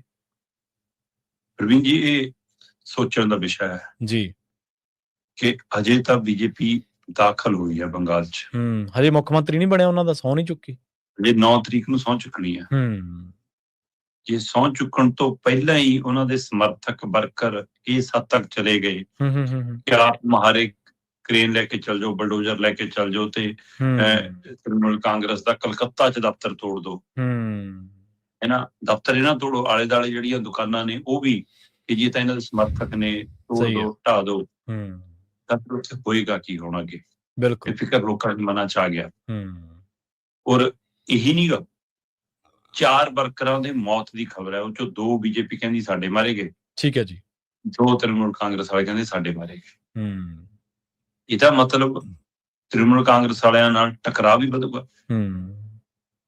ਜਿਹੜੀ ਬੀਜੇਪੀ ਇਹ ਦਮ ਭਰਦੀ ਹੈ ਕਿ ਇਹ ਸਾਡੇ ਤਾਂ ਜੀ ਅਸੀਂ ਇੰਨਾ ਪ੍ਰਬੰਧ ਕੀਤਾ ਸੀ ਚੋਣਾਂ ਚ, ਅਸੀਂ ਕੁਛ ਨਹੀਂ ਹੋਣ ਦਿੱਤਾ, ਫਿਰ ਨਤੀਜਿਆਂ ਤੋਂ ਬਾਅਦ ਕਿਵੇਂ ਹੋ ਗਿਆ? ਨਤੀਜਿਆਂ ਤੋਂ ਬਾਅਦ ਤਾਂ ਦੂਈ ਧਿਰ ਤਾਂ ਇੰਨਾ ਸਹਿਮ ਆ ਜਾਣਾ ਚਾਹੀਦਾ ਸੀ ਕਿ ਉਹ ਤਾਂ ਕੁਛ ਕਰਦੀ ਉਹਨਾਂ ਬਾਹਰ ਆ ਕੇ। ਸਹੀ ਹੈ, ਬਿਲਕੁਲ ਜੀ, ਬਿਲਕੁਲ। ਪਰ ਕੀ ਤੁਸੀਂ ਇਹ ਟਾਸਕ ਦਿੱਤਾ ਹੋਇਆ ਆਪਣੇ ਬੰਦਿਆਂ ਨੂੰ ਕਿ ਇਹ ਕੁਛ ਕਰਿਓ? ਜੀ ਜੀ। ਸੋ ਇਸ ਲਈ ਪੱਛਮੀ ਬੰਗਾਲ ਦੀਆਂ ਜੋ ਘਟਨਾਵਾਂ ਸਾਹਮਣੇ ਆ ਰਹੀਆਂ, ਮਮਤਾ ਬੈਨਰਜੀ ਠੀਕ ਹੈ ਅੜ ਰਹੀ ਹੈ ਜੀ ਕਿ ਮੈਂ ਨਹੀਂ ਅਸਤੀਫਾ ਦਿੰਦੀ ਜੀ। ਬਈ ਜੇ ਇਹੀ ਅੜਨਾ ਸੀਗਾ ਕਿ ਹਾਂ ਇਹ ਤਰੀਕਾਕਾਰ ਸਹੀ ਨਹੀਂ, ਫਿਰ ਚੋਣ ਪ੍ਰਕਿਰਿਆ ਚ ਜਾਣ ਦੀ ਬਜਾਏ ਬਾਹਰ ਬਹਿਣਾ ਸੀਗਾ। ਜੀ ਸਹੀ ਹੈ। ਜੇ ਇਹੀ ਧੱਕਾ ਕਰ ਰਹੇ ਨੇ ਕਿ ਲੋ ਮੈਂ ਧਰਨੇ ਤੇ ਬੈਠੀ ਹਾਂ, ਹੈਨਾ, ਮੈਂ ਨਹੀਂ ਪ੍ਰਕਿਰਿਆ ਚ ਜਾਂਦੀ, ਗਿਣਤੀ ਚ ਵੀ ਨਾ ਜਾਂਦੇ ਫਿਰ ਚਾਹੇ। ਪਰ ਜੇ ਤੁਸੀਂ ਹੁਣ ਸਾਰੀ ਪ੍ਰਕਿਰਿਆ ਚੋਂ ਗਏ ਹੋ, ਫਿਰ ਤੁਹਾਨੂੰ ਕਬੂਲ ਕਰਨਾ ਪਊਗਾ, ਚਾਹੇ ਅਗਲੇ ਨੇ SIR ਰਾਹੀਂ ਜਿੱਤਿਆ, ਚਾਹੇ ਅਗਲੇ ਨੇ ਧੱਕੇ ਨਾਲ ਜਿੱਤਿਆ। ਠੀਕ ਹੈ, ਤੁਸੀਂ ਨਾ ਦਿਓ ਅਸਤੀਫਾ। ਅੱਜ ਆਖਰੀ ਦਿਨ ਹੈ ਸਰਕਾਰ ਦੇ ਪੀਰੀਅਡ ਦਾ, ਜਿੰਨਾ ਤੈਅ ਪੀਰੀਅਡ ਹੁੰਦਾ, ਉਹ ਤੋਂ ਬਾਅਦ ਰਾਜਪਾਲ ਸਾਹਿਬ ਆਪੇ ਚੁਣ ਲੈਣਗੇ ਕਿ ਉਹਨੂੰ ਚੁਣਨਾ। ਫਿਰ ਉਹ ਤੈਅ ਕਰ ਦੇਣਗੇ ਕਿ ਤੁਹਾਨੂੰ ਸਰਕਾਰ ਬਣਾਉਣ ਦਾ ਅਸੀਂ ਦਿੰਦੇ ਹਾਂ ਜੀ, ਬਿਲਕੁਲ। ਤੇ 9 ਤਰੀਕ ਨੂੰ ਅਗਲੇ ਬਣਾ ਲੈਣਗੇ। ਪਰ ਮੇਰਾ ਸਵਾਲ ਇਹ ਤੋਂ ਵੱਖਰਾ ਹੈ। ਮੇਰਾ ਸਵਾਲ ਇਹ ਹੈ ਕਿ ਪੱਛਮੀ ਬੰਗਾਲ ਚ ਜਿਸ ਤਰ੍ਹਾਂ ਮਮਤਾ ਬੈਨਰਜੀ ਕੇਂਦਰ ਮੂਹਰੇ ਅੜੀ, ਕਿਉਂਕਿ ਕੇਂਦਰ ਉਹਨਾਂ ਦੇ ਫੰਡ ਵੀ ਰੋਕਦਾ ਸੀ, ਉਹਨਾਂ ਦੇ ਬਣਦੇ ਹੱਕ ਵੀ ਨਹੀਂ ਦਿੰਦਾ ਸੀ, ਤਾਂ ਕਿ ਸਰਕਾਰ ਕੋਈ ਯੋਜਨਾਵਾਂ ਲਾਗੂ ਨਾ ਕਰ ਸਕੇ, ਕੁਛ ਨਾ ਕਰ ਸਕੇ, ਤੇ ਅਸੀਂ ਡਬਲ ਇੰਜਨ ਵਾਲਾ ਫਾਰਮੂਲਾ ਚਲਾਈਏ। ਤੇ ਉਹੇ ਜਿਹਾ ਵਤੀਰਾ ਪੰਜਾਬ ਨਾਲ ਵੀ ਹੁੰਦਾ। ਪਰ ਪੰਜਾਬ ਵਾਲਾ ਕੋਈ ਲੀਡਰ, ਮੈਂ ਸੱਤਾਧਾਰੀ ਧਿਰ ਦੀ ਇਕੱਲੇ ਦੀ ਗੱਲ ਨਹੀਂ ਕਰਦਾ, ਕੋਈ ਵੀ ਧਿਰ, ਕੋਈ ਲੱਤ ਲਾ ਕੇ ਖੜਦੀ ਦਿਖਦੀ ਹੋ ਨਹੀਂ ਸਾਨੂੰ ਕਿ ਕੇਂਦਰ ਨਾਲ ਆਡਾ ਲੈ ਸਕੇ। ਪਰ ਨਤੀਜਿਆਂ ਤੋਂ ਬਾਅਦ ਜੋ ਕੁਝ ਪੱਛਮੀ ਬੰਗਾਲ ਦੇ ਦ੍ਰਿਸ਼ ਆਉਣੇ ਸ਼ੁਰੂ ਹੋਏ ਨੇ, ਖਬਰਾਂ ਆਉਣੀ ਸ਼ੁਰੂ ਹੋਈਆਂ ਨੇ, ਫੋਟੋਆਂ ਆਉਣੀ ਸ਼ੁਰੂ ਹੋਈਆਂ ਨੇ, ਉਸ ਤੋਂ ਬਾਅਦ ਪੰਜਾਬ ਵਾਲੇ ਸੋਚਣ। ਬਿਲਕੁਲ ਸਹੀ ਹੈ, ਬਿਲਕੁਲ, ਕਿ ਇੱਥੇ ਫਿਰ ਕੀ ਕੁਛ ਹੋਊਗਾ। ਸਵਾਲ ਇਹਦਾ ਮਤਲਬ ਇਹ ਨਹੀਂਗਾ ਕਿ ਆ ਧਮਾਕਿਆਂ ਪਿੱਛੇ ਰਾਜਨੀਤੀ ਨਹੀਂ ਹੋਊਗੀ। ਮੈਂ ਕਹਿੰਦਾ ਰਾਜਨੀਤੀ ਹੋਊਗੀ, ਕਿਹਨੇ ਕਰਾਈ ਜਾਂਚ ਦਾ ਵਿਸ਼ਾ ਹੈ। ਜੇ ਮੁੱਖ ਮੰਤਰੀ ਬੀਜੇਪੀ ਬਾਰੇ ਕਹਿ ਰਿਹਾ ਤਾਂ ਬੀਜੇਪੀ ਬਾਰੇ ਵੀ ਜਾਂਚ ਕਰ ਲਓ। ਜੇ ਪਹਿਲਾਂ ਕੁੱਕਰ ਬੰਬ ਫੜਦੇ ਰਹੇ ਤਾਂ ਉਹਦੀ ਵੀ ਜਾਂਚ ਅਜੇ ਤੱਕ ਤਾਂ ਅਧੂਰੀ ਪਈ ਹੈ ਕਿ ਉਹਦੇ ਪਿੱਛੇ ਕੌਣ ਸੀ। ਅਜੇ ਤੱਕ ਤਾਂ ਉਹ ਨਹੀਂ ਆਏ। ਉਹ ਬੀਬੀ ਭੱਟਲ ਕਹਿੰਦੀ ਸੀ ਕਿ ਮੈਨੂੰ ਮੁੱਖ ਮੰਤਰੀ ਦੁਬਾਰਾ ਬਣਾਉਣ ਲਈ ਕਹਿੰਦੇ ਸੀ ਧਮਾਕੇ ਕਰ ਦੋ, ਮੈਂ ਨਾ ਕਰਤੀ। ਜੇ ਇੱਕ ਮੁੱਖ ਮੰਤਰੀ ਨਾ ਕਰਦੀ ਤਾਂ ਬਾਕੀ ਨਹੀਂ ਨਾ ਕਰਦੇ, ਫਿਰ ਨਹੀਂ ਨਾ ਕਰਦੇ। ਸਹੀ ਹੈ, ਬਿਲਕੁਲ, ਬਿਲਕੁਲ ਜਾਇਜ਼ ਸਵਾਲ ਹੈ। ਚੋਣਾਂ ਦੇ ਨੇੜੇ ਆ ਕੇ ਧਮਾਕੇ ਹੋਣਾ, ਸਾਰਾ ਕੁਝ ਹੋਣਾ, ਇਹਦੇ ਅਰਥ ਤਾਂ ਹੈਗੇ ਨੇ ਨਾ ਕੁਝ। ਸੋ ਇਸ ਲਈ ਸਵਾਲ ਇਹ ਹੈ ਕਿ ਪੰਜਾਬ ਦੇ ਵਿੱਚ ਮਾਹੌਲ ਵਿਗੜ ਰਿਹਾ ਹੈ ਕਿ ਖੁਦ ਵਿਗਾੜਿਆ ਜਾ ਰਿਹਾ। ਜੀ ਬਿਲਕੁਲ। ਇਹ ਚੋਣਾਂ ਲਈ ਵਿਗਾੜਿਆ ਜਾ ਰਿਹਾ ਕਿ ਚੋਣਾਂ ਤੋਂ ਬਾਅਦ ਹੋਰ ਵਿਗੜ ਜਾਵੇਗਾ, ਇਹ ਫਿਕਰ ਖੜਾ ਹੈ ਸਾਨੂੰ। ਇਸ ਲਈ ਸੋਚ ਕੇ ਚੱਲਣਾ ਚਾਹੀਦਾ ਪੰਜਾਬੀਆਂ। ਹਾਂਜੀ ਬਿਲਕੁਲ। ਨਾਲੇ ਲੋਕਾਂ ਨੇ ਫਤਵਾ ਦਿੱਤਾ, ਮੈਂਡੇਟ ਦਿੱਤਾ, ਗੁੰਡਾਗਰਦੀ ਦਾ ਲਾਇਸੈਂਸ ਥੋੜ੍ਹਾ ਦਿੱਤਾ ਵੀ ਤੁਸੀਂ ਜਾ ਕੇ ਉੱਥੇ ਗੁੰਡਾਗਰਦੀ ਕਰਦੇ ਚਲੋ, ਜਿੱਤ ਹਾਰ ਬਣਦੀ ਆਈ ਆ। ਹਾਰਿਆਂ ਨੂੰ ਕੀ, ਮੈਂ ਇੱਕ ਵੀਡੀਓ ਦੇਖ ਰਿਹਾ ਸੀ ਸ਼ਰਮਾ ਜੀ, ਬੜੀ ਸੰਘੀਆਂ ਦੀ ਮਤਲਬ ਬੜੀ ਮਾੜੀ ਹਰਕਤ ਹੈ। ਇੱਕ ਬੀਬੀ ਉਹਨਾਂ ਦੀ ਜਾ ਰਹੀ ਹੈ ਤੇ ਉਹ ਪੁਲਿਸ ਕੋਲੇ ਖੜੀ ਹੈ ਤੇ ਉਹਦੇ ਕੋਲੇ ਹੂਟਿੰਗ ਕਰ ਰਹੇ ਨੇ, ਉਸ ਬੀਬੀ ਦੇ ਕੋਲੇ, TMC ਦੀ ਬੀਬੀ ਦੇ ਕੋਲੇ। ਸੋ ਕੀ ਹੈ ਇਹ? ਤੁਸੀਂ ਇੱਕ ਪਾਸੇ ਸਟੇਜਾਂ ਤੋਂ ਵੱਡੇ ਭਾਸ਼ਣ ਦਿੰਦੇ ਔਰਤਾਂ ਦੇ ਹੱਕ ਦੇ ਵਿੱਚ, ਆਰਜੀ ਕਰ ਮਾਮਲੇ ਦੇ ਵਿੱਚ ਤੁਸੀਂ ਕਹਿਣਾ ਵੀ ਮਮਤਾ ਦੀ ਸਰਕਾਰ ਡਿੱਗ ਪਈ, ਤੇ ਤੁਸੀਂ ਆਪ ਕੀ ਲੱਛਣ ਕਰ ਰਹੇ ਹੋ ਉੱਥੇ ਜੀ। ਅਗਲੇ ਹੀ ਗੱਲ ਕਰੀਏ, ਜਿਸ ਮਾਮਲੇ ਦੇ ਵਿੱਚ ਮੁੱਖ ਮੰਤਰੀ ਸਾਹਿਬ ਦੀ ਸ਼ੁਕਰਾਨਾ ਯਾਤਰਾ ਦਾ ਤੁਸੀਂ ਵਿਸ਼ਲੇਸ਼ਣ ਕੀਤਾ, ਸਮੀਖਿਆ ਕੀਤੀ ਹੈ, ਪੜਚੋਲ ਕੀਤੀ ਹੈ, ਸਵਾਲਾਂ ਦੇ ਕਟਹਿਰੇ ਦੇ ਵਿੱਚ ਖੜਾ ਕੀਤਾ ਮੁੱਖ ਮੰਤਰੀ ਨੂੰ ਬਕਾਇਦਾ, ਉਸ ਮਾਮਲੇ ਦੇ ਵਿੱਚ ਬੇਅਦਬੀ ਕਾਨੂੰਨ ਦੇ ਤਹਿਤ ਪੰਜਾਬ ਦੇ ਵਿੱਚ ਦੂਜੀ FIR ਦਰਜ ਹੋ ਗਈ ਹੈ ਜੀ। ਪ੍ਰਵੀਨ ਜੀ, ਮੁੱਖ ਮੰਤਰੀ ਸਾਹਿਬ ਨੇ ਜਦੋਂ ਇਹ ਕਾਨੂੰਨ ਨੂੰ ਪਾਸ ਕਰਾਇਆ ਪੰਜਾਬ ਦੀ ਵਿਧਾਨ ਸਭਾ 'ਚ, ਸਰਬਸੰਮਤੀ ਨਾਲ ਜੀ ਪਾਸ ਹੋਏ, ਉਸ ਦਿਨ ਤੋਂ ਆਮ ਆਦਮੀ ਪਾਰਟੀ ਦੀ ਸਰਕਾਰ ਦੇ ਨੁਮਾਇੰਦੇ, ਖੁਦ ਮੁੱਖ ਮੰਤਰੀ ਭਗਵੰਤ ਮਾਨ ਇੱਕੋ ਗੱਲ ਪ੍ਰਚਾਰਦੇ ਨੇ ਕਿ ਹੁਣ ਕੋਈ ਬੇਅਦਬੀ ਕਰਨ ਦੀ ਹਿੰਮਤ ਨਹੀਂ ਕਰੂਗਾ। ਬਹੁਤ ਵੱਡੇ ਪੱਧਰ ਦੇ ਪ੍ਰਚਾਰ। ਕੱਲ ਮੁੱਖ ਮੰਤਰੀ ਸਾਹਿਬ ਨੇ ਇਹ ਕਿਹਾ ਕਿ ਵੀ ਬੀਜੇਪੀ ਨੇ ਤਾਂ ਬੇਅਦਬੀਆਂ ਕਰਾਉਣ ਦੀ ਯੋਜਨਾ ਬਣਾਈ ਸੀ ਪੰਜਾਬ 'ਚ। ਜੀ ਇਹਨਾਂ ਨੇ ਤਾਂ ਬੇਅਦਬੀਆਂ ਕਰਾਉਣੀਆਂ ਸੀ, ਜਿਨ੍ਹਾਂ ਤੋਂ ਕਰਾਉਣੀਆਂ ਸੀ ਉਹ ਉਹਨਾਂ ਨੇ ਨਾ ਕਰਤੀ ਕਿ ਹੁਣ ਨਹੀਂ ਅਸੀਂ ਕਰਦੇ ਜੀ, ਕਿਉਂਕਿ ਜੀ ਹੁਣ ਤਾਂ ਬਹੁਤ ਸਖਤ ਸਜ਼ਾ ਹੋਊਗੀ, ਇਸ ਲਈ ਹੁਣ ਇਹਨਾਂ ਨੇ ਧਮਾਕੇ ਕਰਾਤੇ ਜੀ। ਸਵਾਲ ਇਹ ਹੈ ਕਿ ਮੁੱਖ ਮੰਤਰੀ ਸਾਹਿਬ, ਜਿਸ ਦਿਨ ਤੁਸੀਂ ਸ਼ੁਕਰਾਨਾ ਯਾਤਰਾ ਕਰ ਰਹੇ ਹੋ, ਉਸ ਦਿਨ ਮੋਹਾਲੀ ਦੇ ਵਿੱਚ ਲੋਕ ਇਨਸਾਫ ਭਾਲ ਰਹੇ ਨੇ। ਬੇਅਦਬੀ ਦੀ ਘਟਨਾ ਤਾਂ ਦੂਜੀ ਹੋ ਗਈ ਜਨਾਬ ਤੁਹਾਡੇ ਨਵੇਂ ਕਾਨੂੰਨ ਬਣਨ ਤੋਂ ਬਾਅਦ। ਜੀ ਸਹੀ ਹੈ। ਸਵਾਲ ਤਾਂ ਫਿਰ ਉੱਥੇ ਹੀ ਖੜਾ ਹੈ ਕਿ ਇਹਦਾ ਮਤਲਬ ਘਟਨਾਵਾਂ ਤਾਂ ਉਵੇਂ ਹੀ ਵਾਪਰ ਰਹੀਆਂ ਨੇ, ਰੁਕ ਕਿਉਂ ਨਹੀਂ ਰਹੀਆਂ, ਔਰ ਉਹ ਵੀ ਪੰਜਾਬ ਵਰਗੀ ਧਰਤੀ ਤੇ। ਜੀ ਸਹੀ ਹੈ। ਜਿੱਥੇ ਬਹੁਤ ਗਿਣਤੀ ਜੋ ਹੋਵੇ ਸਿੱਖ ਭਾਈਚਾਰਾ ਔਰ ਨਾਨਕ ਨਾਮ ਲੈਵਾ ਸੰਗਤ ਸਭ ਤੋਂ ਵੱਧ ਹੋਵੇ, ਗੁਰੂ ਸਾਹਿਬ ਤੇ ਗੁਰੂ ਗ੍ਰੰਥ ਸਾਹਿਬ 'ਚ ਧਰਮਾਂ ਜਾਤਾਂ ਫਿਰਕਿਆਂ ਤੋਂ ਉੱਪਰ ਉੱਠ ਕੇ ਆਸਥਾ ਹੋਵੇ ਲੋਕਾਂ ਦੀ, ਉੱਥੇ ਘਟਨਾਵਾਂ ਬਾਰ-ਬਾਰ ਵਾਪਰਨ। ਫਿਰ ਇਹ ਘਟਨਾਵਾਂ ਨਹੀਂ, ਇਹਨੂੰ ਸਾਜ਼ਿਸ਼ ਕਹਿੰਦੇ ਆ, ਇਹਨੂੰ ਸ਼ਰਾਰਤ ਕਹਿੰਦੇ ਆ ਜਨਾਬ। ਜੀ ਸਹੀ ਹੈ। ਤੇ ਫਿਰ ਕੌਣ ਹੈ ਇਹਦੇ ਪਿੱਛੇ? ਇਹ ਕਿਹਨੇ ਜਾਂਚ ਕਰਾਉਣੀ ਆ ਹੁਣ? ਜੀ ਹੁਣ ਉਸ ਸੇਵਾਦਾਰ ਨੇ ਜਿਹਨੇ ਗੁਟਕਾ ਸਾਹਿਬ ਦੇਖ ਲਿਆ, ਉਹਨੇ ਤਾਂ ਕਰਾਉਣੀ ਨਹੀਂ। ਉਹ ਕਵਾੜੀ ਆ ਜਿਹਦੀ ਦੁਕਾਨ ਤੇ ਕਿਤਾਬਾਂ ਦੇ ਵਿੱਚ ਗੁਟਕਾ ਸਾਹਿਬ ਆਇਆ ਮਲੇਰਕੋਟਲੇ, ਉਹਨੇ ਤਾਂ ਕਰਾਉਣੀ ਨਹੀਂ, ਹੈ ਨਾ। ਤੁਸੀਂ ਅਸੀਂ ਜਿਹੜੇ ਚਰਚਾ ਕਰਾ ਰਹੇ, ਅਸੀਂ ਤਾਂ ਸਮਰੱਥ ਨਹੀਂ। ਫਿਰ ਲੋਕਾਂ ਨੇ ਫਤਵਾ ਤੁਹਾਨੂੰ ਦਿੱਤਾ, ਜਾਂਚ ਤੁਸੀਂ ਕਰਾਉਣੀ ਸੀ। ਸਹੀ ਗੱਲ ਹੈ, ਬਿਲਕੁਲ ਜੀ ਬਿਲਕੁਲ। ਤੁਸੀਂ ਤਾਂ ਬਾਈਬਲ ਕਲਾਮ ਬਰਗਾੜੀ ਵਾਲੀ ਵੀ ਜਾਂਚ ਕਰਾ ਕੇ ਸਾਹਮਣੇ ਲਿਆਉਣੀ ਸੀ। ਆਪਾਂ ਤਾਂ ਪਹਿਲੇ ਦਿਨ ਤੋਂ ਕਹਿੰਦੇ ਆ ਕਿ ਮਸਲਾ ਕਾਨੂੰਨ ਦਾ ਨਹੀਂ ਆ, ਮਸਲਾ ਤਾਂ ਇਨਸਾਫ ਦਾ। ਜੇ ਇਨਸਾਫ ਤੁਸੀਂ 3 ਸਾਲ ਦੀ ਸਜ਼ਾ ਵੀ ਦਵਾਈ ਹੁੰਦੀ, ਉਹ ਤੋਂ ਬਾਅਦ ਕਹਿੰਦੇ ਕਿ ਵੀ ਇਹ ਘੱਟ ਹੈ, ਇਸ ਲਈ ਅਸੀਂ ਵੱਡਾ ਕਾਨੂੰਨ ਲਿਆ ਰਹੇ ਹਾਂ, ਸਜ਼ਾ ਵੱਧ ਮਿਲੂਗੀ, ਫਿਰ ਤਾਂ ਲੋਕ ਮੰਨਦੇ ਕਿ ਤੁਸੀਂ ਕਾਰਵਾਈ ਤਾਂ ਕਰ ਰਹੇ ਹੋ। ਸਹੀ ਹੈ। ਨਾ ਤੁਸੀਂ 3 ਸਾਲ ਵਾਲੀ ਕਿਸੇ ਨੂੰ ਦਵਾਈ ਤੇ ਆਉ, ਨਵੇਂ ਕਾਨੂੰਨ ਤਹਿਤ 2 FIR ਹੋ ਗਈਆਂ ਅਣਪਛਾਤੇ ਬੰਦਿਆਂ ਖਿਲਾਫ FIR। ਠੀਕ ਹੈ। ਤੇ ਹੁਣ ਇਹ ਤੋਂ ਅੱਗੇ ਕੀ? ਹਾਂ, ਕਿਤੇ ਇਹ ਨਾ ਹੋਵੇ ਕਿ ਇਸ ਨਵੇਂ ਕਾਨੂੰਨ ਤਹਿਤ ਕੱਲ ਨੂੰ ਸੇਵਾਦਾਰ ਨੂੰ ਤੂੰ ਹੀ ਫਿਰੋਂਗੇ, ਹਾਂ ਭਾਈ ਆ ਜਾ, ਤੂੰ ਸਭ ਤੋਂ ਪਹਿਲਾਂ ਦੇਖਿਆ ਸੀਗਾ ਗੁਟਕਾ ਸਾਹਿਬ। ਸੋ ਇਸ ਲਈ ਇਹ ਆਪਣੇ ਆਪ 'ਚ ਵੱਡਾ ਸਵਾਲ ਖੜਾ ਹੈ ਕਿ ਇਹ ਘਟਨਾਵਾਂ ਲਗਾਤਾਰ ਵਾਪਰਨ ਤੋਂ ਕਿਉਂ ਨਹੀਂ ਰੁਕ ਰਹੀਆਂ? ਕੌਣ ਇਹਦੇ ਪਿੱਛੇ ਹੈ? ਜੀ ਸਹੀ ਹੈ। ਕਈ ਵਾਰ ਅਜਿਹੀਆਂ ਘਟਨਾਵਾਂ ਨੂੰ ਅੰਜਾਮ ਦੇਣ ਵਾਲੇ ਬੰਦੇ ਫੜੇ ਜਾਂਦੇ ਨੇ, ਖੁਦ ਪਿੰਡਾਂ ਵਾਲੇ ਲੋਕ ਫੜ ਲੈਂਦੇ ਨੇ, ਮੈਂ ਕੈਮਰਿਆਂ 'ਚ ਦੇਖ ਲੈਂਦੇ ਨੇ, ਆਏ ਪਰ ਉਹਨਾਂ ਨੂੰ ਭੇਜਣ ਵਾਲਾ ਕੌਣ ਸੀ? ਉਹ ਅੱਜ ਤੱਕ ਸੱਚ ਕਿਉਂ ਨਹੀਂ ਸਾਹਮਣੇ ਆਉਂਦਾ ਸਾਡੇ? ਜੀ ਸਹੀ ਹੈ, ਬਿਲਕੁਲ ਸਹੀ। ਕੌਣ ਕਰਾ ਰਿਹਾ ਇਹ ਅੱਗ ਨਾਲ? ਕੌਣ ਖੇਡ ਰਿਹਾ? ਸਾਡੀਆਂ ਭਾਵਨਾਵਾਂ ਨਾਲ ਕੌਣ ਖੇਡ ਰਿਹਾ? ਸਾਡੇ ਅਕੀਦੇ ਨਾਲ, ਸਾਡੇ ਭਰੋਸੇ ਨਾਲ, ਸਾਡੀ ਆਸਥਾ ਨਾਲ ਕੌਣ ਖਿਲਵਾੜ ਕਰ ਰਿਹਾ? ਸੋ ਫਿਰ ਜਨਾਬ, ਜੇ ਸੱਤਾਧਾਰੀ ਧਿਰ ਵੀ ਸੱਚ ਸਾਹਮਣੇ ਨਹੀਂ ਲਿਆ ਰਹੀ, ਚਾਹੇ ਉਹ ਬਾਦਲਾਂ ਦੇ ਟਾਈਮ ਦੀ ਧਿਰ ਹੋਵੇ ਤੇ ਚਾਹੇ ਉਹ ਕਾਂਗਰਸ ਦੇ ਟਾਈਮ ਦੀ ਕੈਪਟਨ ਵਾਲੀ ਧਿਰ ਹੋਵੇ ਤੇ ਚਾਹੇ ਤੁਸੀਂ ਹੋਵੋ, ਤੇ ਫਿਰ ਸਵਾਲਾਂ ਦੇ ਘੇਰੇ 'ਚ ਤੁਸੀਂ ਵੀ ਰਹੋਗੇ ਜਨਾਬ। ਜਿਹੜੀ ਇੱਕ ਉਂਗਲ ਤੁਸੀਂ ਦੂਈ ਪਾਰਟੀਆਂ ਕੰਨੀ ਕਰ ਰਹੇ ਹੋ ਕਿ ਉਹ ਕਰਾਉਂਦੇ ਸੀ, ਕਰਾ ਦੇਣਗੇ, ਚਾਰ ਤੁਹਾਡੇ ਕੰਨੀ ਵੀ ਖੜੀਆਂ। ਫਿਰ ਤੁਹਾਡੇ ਵਾਲਾ ਵੀ ਦਿੱਲੀ ਵਾਲਾ MLA ਇਸ ਮਾਮਲੇ 'ਚ ਫਸ ਲਿਆ। ਬਿਲਕੁਲ ਜੀ। ਸੋ ਫਿਰ ਕਿੱਧਰ ਨੂੰ ਜਾਓਗੇ? ਜੀ ਸਹੀ ਹੈ। ਸੋ ਇੱਕ ਕੁੱਲ ਮਿਲਾ ਕੇ ਸਾਡੇ ਮੂਹਰੇ ਸਵਾਲ ਖੜਾ ਕਿ ਇੱਕ ਤਾਂ ਘਟਨਾਵਾਂ ਨਹੀਂ ਰੁਕ ਰਹੀਆਂ, ਦੂਸਰਾ FIR ਤਾਂ ਪਹਿਲਾਂ ਵੀ ਹੋ ਜਾਂਦੀਆਂ ਸੀ, FIR ਹੁਣ ਵੀ ਹੋ ਗਈਆਂ, ਇਨਸਾਫ ਕਦੋਂ? ਸਵਾਲ ਇਹ। ਬਿਲਕੁਲ ਜੀ। ਉਹੀ ਗੱਲ ਸ਼ਰਮਾ ਜੀ, ਜਿਹੜੀ ਗੱਲ ਤੋਂ ਆਪਾਂ ਸ਼ੁਰੂਆਤ ਕੀਤੀ ਸੀ ਧਮਾਕਿਆਂ ਵਾਲੀ ਦੇ ਵਿੱਚ, ਆਪਾਂ ਇਹੀ ਕਿਹਾ ਸੀਗਾ ਵੀ ਤੁਸੀਂ ਸਮਰੱਥ ਅਥਾਰਟੀ ਹੋ ਕੇ ਤੇ ਇਲਜ਼ਾਮਾਂ ਤੱਕ ਹੀ ਸੀਮਿਤ ਹੋ, ਇਲਜ਼ਾਮ ਹੀ ਲਾ ਰਹੇ ਹੋ।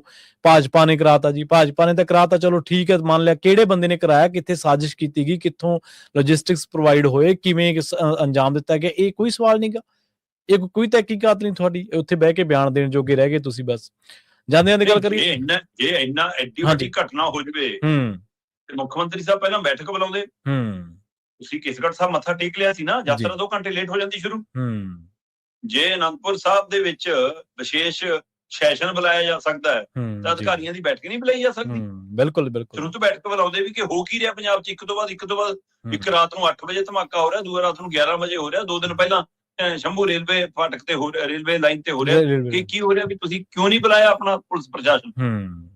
ਜਦੇ ਬੁਲਾ ਕੇ ਬੈਠਕ ਲਾਓ, ਤੁਸੀਂ ਪੰਜਾਬ ਦੇ ਮੁਖੀ ਹੋ, ਪੰਜਾਬ ਤੁਹਾਨੂੰ ਸੰਭਾਲਿਆ। ਜਿਵੇਂ ਤੁਸੀਂ ਕਹਿੰਦੇ ਹੋ ਨਾ ਕਿ ਜਿਨ੍ਹਾਂ ਨੇ ਘਰੇ ਗੁਰੂ ਗ੍ਰੰਥ ਸਾਹਿਬ ਰੱਖਿਆ ਹੋਊਗਾ ਉਹੀ ਜ਼ਿੰਮੇਵਾਰ ਹੋਣਗੇ, ਤੇ ਤੁਹਾਡੀ ਕੋਈ ਜ਼ਿੰਮੇਵਾਰੀ ਨਹੀਂ। ਉਹ ਤਾਂ ਸੇਵਾਦਾਰ ਨੇ ਫਿਰ ਵੀ, ਹੈ ਨਾ, ਉਹ ਤਾਂ ਗੁਰੂ ਦੇ ਸ਼ਰਨ 'ਚ ਨੇ। ਪਰ ਇੱਥੇ ਤਾਂ ਤੁਸੀਂ ਕਹਿੰਦੇ ਹੋ ਪੰਜਾਬ ਸਾਡੇ ਕੰਟਰੋਲ 'ਚ ਹੈ, ਤੁਸੀਂ ਮਾਲਕ ਬਣੇ ਹੋਏ ਹੋ ਪੰਜਾਬ ਦੇ। ਜੀ ਬਿਲਕੁਲ। ਤੇ ਫਿਰ ਤੁਹਾਡੀ ਜ਼ਿੰਮੇਵਾਰੀ ਨਹੀਂ, ਤੇ ਤੁਹਾਡੇ ਲਈ ਉਹਦੇ ਕੋਈ ਚਿੰਤਾ ਹੀ ਨਹੀਂ, ਬਿਆਨ ਦੇ ਕੇ ਲੰਘ ਜਾਓ ਜੀ ਅੱਗੇ। ਜੀ ਬਿਲਕੁਲ ਸਹੀ। ਤੇ ਜਾਂਦਿਆਂ ਦੀ ਗੱਲ ਕਰੀਏ ਹਰਚਰਨ ਸਿੰਘ ਭੁੱਲਰ ਦੇ ਮਾਮਲੇ ਦੀ, ਕਹਿੰਦੇ ਹੁਣ ਇਹਦੇ ਮਾਮਲੇ ਦੇ ਵਿੱਚ ਕਈ ਅਫਸਰਾਂ ਦੀ ਵਾਰੀ ਆ ਗਈ ਜੀ। ਦੇਖੋ, ਜਦੋਂ ਹਰਚਰਨ ਸਿੰਘ ਭੁੱਲਰ ਤੇ CBI ਦੀ ਰੇਡ ਪਈ, ਹਾਂਜੀ, ਪੈਸਾ, ਨਗਦੀ, ਜੇ ਘੜੀਆਂ, ਫਿਰ ਲੋਕਰ ਚੋਂ ਫਲੈਟ, ਵਿਦੇਸ਼ੀ ਢਾਬੇ, ਹੋਟਲ, ਬਹੁਤ ਕੁਝ ਲੱਭਿਆ ਤੇ ਮਾਮਲਾ CBI ਤੋਂ ਨਿਕਲ ਕੇ ED ਤੱਕ ਗਿਆ। ਤਦ ਹਰਚਰਨ ਭੁੱਲਰ ਤੇ ਕ੍ਰਿਸ਼ਨੂ ਦੀ ਜੀ ਚੈਟ ਮਿਲ ਗਈ ਜੀ, ਗੱਲਬਾਤ ਮਿਲ ਗਈ ਜੀ, ਇਹਨਾਂ ਦੀ ਜੀ ਲਾਲ ਡਾਇਰੀ ਮਿਲ ਗਈ ਜੀ, ਆ ਲਓ ਜੀ ਨਾਮ ਮਿਲ ਗਏ ਜੀ, ਬਹੁਤ ਕੁਝ ਹੋਇਆ। ਪਰ ਰਫਤਾਰ ਮੱਠੀ ਪੈ ਗਈ, ਜਾਂਚ ਸਲੋ ਹੋ ਗਈ ਤੇ ਅਚਾਨਕ ਹੁਣ ਪਿਛਲੇ ਦਿਨਾਂ 'ਚ ED ਫਿਰ ਸਰਗਰਮ ਹੋਈ ਹੈ।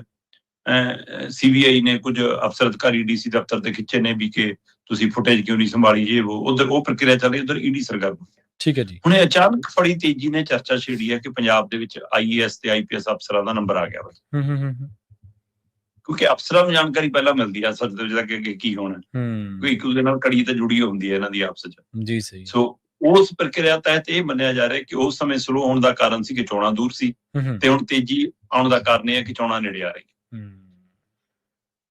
ਚਲੋ ਮੈਂ ਕਹਿੰਦਾ ਚੋਣਾਂ ਦੇ ਬਹਾਨੇ ਹੀ ਸਹੀ, ਸੱਚਮੁੱਚ ਜੇ ਭ੍ਰਿਸ਼ਟਾਚਾਰ ਅਫਸਰ 4 ਹੋਰ ਟੰਗੇ ਜਾਣ ਤਾਂ 4 ਨੂੰ ਤਾਂ ਕੰਨ ਹੋਣ, ਕੁਝ ਤਾਂ ਹੁੰਦਾ ਦਿਖੇ। ਹੁਣ ਦੇਖਣ ਵਾਲੀ ਗੱਲ ਹੋਊਗੀ ਕਿ ਕੀ ਇਹ ਸਮਝੌਤੇ ਵਾਲੇ ਪਾਸੇ ਨੂੰ ਜਾਣਗੇ, ਗੁਪਤ ਅੰਦਰ ਖਾਤੇ ਕਿ ਅੰਦਰ ਰਹਿ ਕੇ ਤੁਸੀਂ ਸਾਡੀ ਹੈਲਪ ਕਰਨ ਲੱਗ ਜਾਓ, ਕਿਉਂਕਿ ਪੱਛਮੀ ਬੰਗਾਲ ਦੇ ਵਿੱਚ ਮਮਤਾ ਦੀ ਸਰਕਾਰ ਹੁੰਦਿਆਂ ਵੀ ਪੁਲਿਸ ਪਹਿਲਾਂ ਹੀ BJP ਨਾਲ ਚਲੀ ਗਈ ਸੀ। ਸਹੀ ਹੈ, ਬਿਲਕੁਲ। ਤੇ ਉਸ ਤਰੀਕੇ ਨਾਲ ਇੱਥੇ ਤਾਂ ਨਹੀਂ ਕਿਤੇ ਅਫਸਰ ਅਧਿਕਾਰੀ ਪਹਿਲਾਂ ਹੀ BJP ਨਾਲ ਜਾਣ ਨੂੰ ਕਾਲੇ ਤਾਂ ਨਹੀਂ ਹੋ ਗਏ। ਤੇ ਇਹ ਉਹ ਤਰੀਕਾ ਹੋਵੇ ਕਿ ਹਾਂ ਜਿਹੜਾ ਕੋਈ ਅੜਦਾ ਪੜਦਾ ਉਹਨੂੰ ਇਸ ਦਾਇਰੇ 'ਚ ਲਿਆਓ, ਤੇ ਜਦੋਂ ਕਿ ਕਈਆਂ ਦਾ ਮਾਮਲਾ ਹਰਚਰਨ ਭੁੱਲਰ ਵਰਗਾ ਹੈਗਾ ਇੱਥੇ, ਘੱਟ ਨਹੀਂ ਗੇ। ਤੇ ਹੁਣ ਇਸ ਲਈ ਆ ਜਦੋਂ ਦੁਬਾਰਾ ਹੁਣ ਚਰਚਾ ਤੁਰੀ ਹੈ ਤਾਂ ਉਮੀਦ ਕੀਤੀ ਜਾ ਰਹੀ ਹੈ ਕਿ ਕੁਝ IAS ਤੇ ਕੁਝ IPS ਅਫਸਰਾਂ ਦੇ ਨਾਮ ਉਜਾਗਰ ਕੀਤੇ ਜਾਣਗੇ, ਆਉਂਦੇ ਦਿਨਾਂ 'ਚ ਉਹਨਾਂ ਤੇ ਕਾਰਵਾਈ ਹੋ ਸਕਦੀ ਹੈ ਜੀ। ਤੇ ਉਹ ਤੋਂ ਬਾਅਦ ਫਿਕਰ ਵਧਿਆ ਜੀ ਸਿਆਸੀ ਚਿਹਰਿਆਂ ਮੋਹਰਿਆਂ ਦਾ, ਕੁਝ ਸਾਬਕਾ ਨੇ, ਕੁਝ ਮੌਜੂਦਾ ਨੇ। ਉਹਨਾਂ ਨੂੰ ਡਰ ਹੈ ਕਿ ਜੇ ਉਹ ਹੋਏ ਤਾਂ ਕਿਤੇ ਸਾਡਾ ਵੀ ਨਾ ਆ ਜਾਵੇ। ਉਲਟਾ ਇਹ ਵੀ ਇੱਕ ਚਿੰਤਾ ਉਹਨਾਂ ਨੂੰ ਹੈਗੀ ਹੈ ਕਿ ਕਿਤੇ ਕ੍ਰਿਸ਼ਨੂ ਹੀ ਕੱਲ ਨੂੰ ਸਰਕਾਰੀ ਗਵਾਹ ਬਣ ਕੇ ਨਾਮ ਨਾ ਉਜਾਗਰ ਕਰ ਦੇਵੇ। ਮੈਂ ਇਹਨਾਂ ਕੋਲ ਜਾਂਦਾ ਸੀ ਜੀ, ਇਹਨਾਂ ਨਾਲ ਤਾਲਮੇਲ ਸੀ ਜੀ, ਇਹਨਾਂ ਤੋਂ ਲੈਂਦੇ ਸੀ, ਇਹਨਾਂ ਰਾਹੀਂ ਕਰਦੇ ਸੀ, ਇਹਨਾਂ ਨੂੰ ਹਿੱਸਾ ਦਿੰਦੇ ਸੀ, ਪਤਾ ਨਹੀਂ। ਹੁਣ ਇਹ ਫਿਕਰ ਸਾਰੇ ਧਿਰਾਂ 'ਚ ਖੜੇ ਨੇ। ਸੋ ਇਸ ਲਈ ਜਿੱਦਾਂ ਹੀ ED ਹੁਣ ਤੇਜ਼ ਹੋਈ ਹੈ, ਉਦੋਂ ਬਾਅਦ ਡਰ ਵਧਿਆ ਜੀ ਪੰਜਾਬ ਦੇ ਅਫਸਰਾਂ 'ਚ ਵੀ, ਪੰਜਾਬ ਦੇ ਸਿਆਸੀ ਲੀਡਰਾਂ 'ਚ।